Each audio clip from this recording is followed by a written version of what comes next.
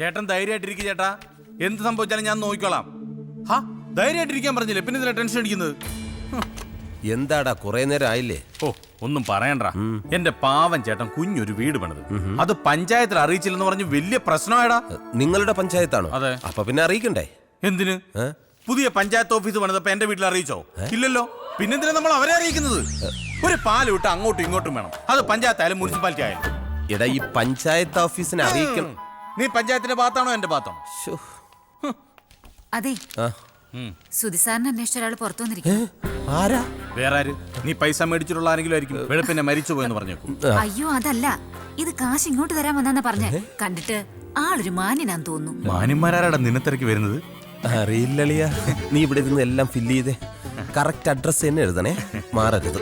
Fill ചെയ്തോളൂ. ആരാടാ? ഓടല്ലേ ഓടല്ലേ. അതെ, നമ്മൾ തൽക്കാലം കിഡ്നി വിൽക്കാൻ തീരുമാനിച്ചിട്ടില്ല. കിഡ്നിക്കല്ല ഞാൻ വന്നത്. പിന്നെ പറയാം. സുധിയെ കുറിച്ച് ഞങ്ങളെല്ലാം അന്വേഷിച്ചു. കഷ്ടം അല്ലയോ? അതെ. ആ, വീടും പറമ്പും ഒക്കെ നഷ്ടപ്പെടുക എന്ന് പറഞ്ഞാ അത് അതിലും വലിയ കഷ്ടമുള്ള കാര്യമാ അല്ലയോ? പിന്നെ ആ, പെട്ടെന്ന് എടുപിടിന്ന് 20 ലക്ഷം രൂപ ഉണ്ടാക്കുക എന്ന് പറഞ്ഞാ അത് അതിലും വലിയ കഷ്ടമുള്ള കാര്യമല്ലയോ? അല്ലയോ? അതെ അതെ. ആ, പക്ഷേ സുധി, നീ വിചാരിച്ചാൽ 10 മാസം കൊണ്ട് 20 ലക്ഷം രൂപ ഉണ്ടാക്കാം. 10 മാസം കൊണ്ടോ? അതെങ്ങനെ? അതൊക്കെ ഉണ്ട്.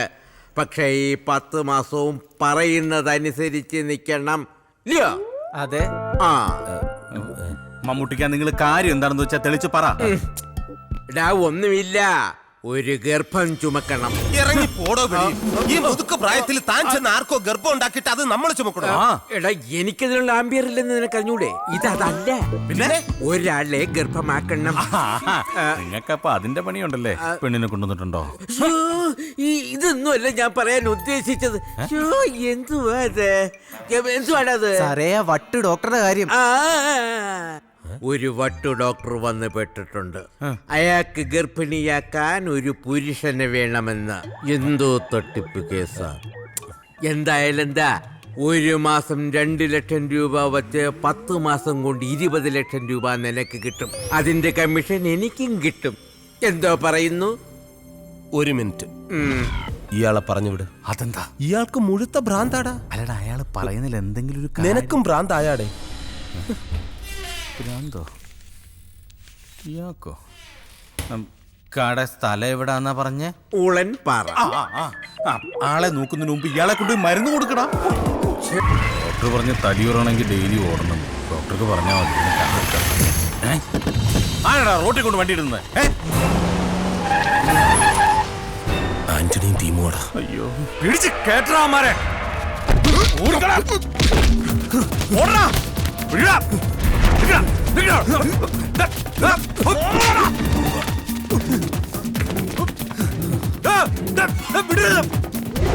ഓടിക്കോടാ.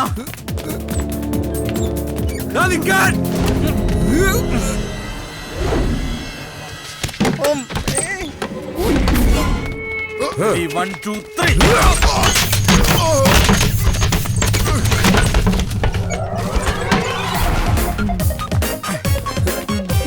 രക്ഷപ്പെട്ടു.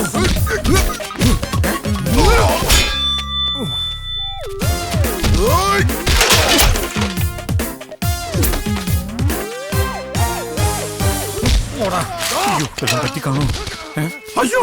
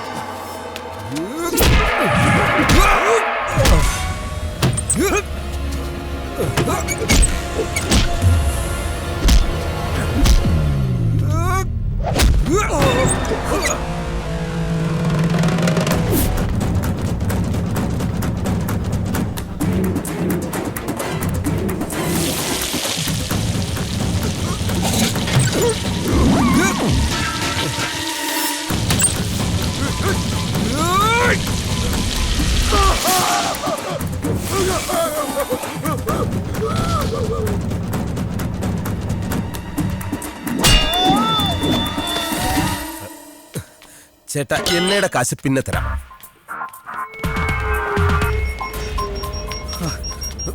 എങ്ങോട്ടാ? ഇങ്ങോട്ട് പോടാ. അങ്ങോട്ടാ. ഇതാരാടാ? എന്താ എന്താന്ന് ചോദിക്കുന്നു. ഇങ്ങോട്ട് വാ. ചെല്ലാൻ പറയുന്നു. എന്താ സുധി? സാർ വലിയൊരു പ്രശ്നത്തിൽ പെട്ടേക്കാ. ഗുണ്ടകളെല്ലാം നമ്മളെ ഫോളോ ചെയ്യുന്നുണ്ട്. രക്ഷിക്കണം സാറേ. നിങ്ങൾ വണ്ടി കയറി. Thank you sir. കേറ്, കേറ്, കേറ്. അങ്ങോട്ട് കേറ്. അങ്ങോട്ടാണ്. അയ്യോ.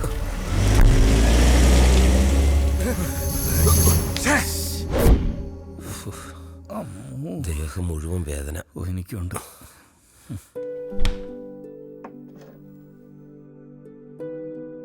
ദാ, ഇത് കുടിക്ക. Thank you sir. സ്മോളിൽ വെച്ച് ഇവിടെ ഉണ്ടാവോ? അത് ശരി. അപ്പൊ അങ്ങനെയാണ് കാര്യങ്ങൾ. അയാൾക്കൊരു 20 ലക്ഷം രൂപ കൊടുക്കണം, അത്രയല്ലേ ഉള്ളൂ?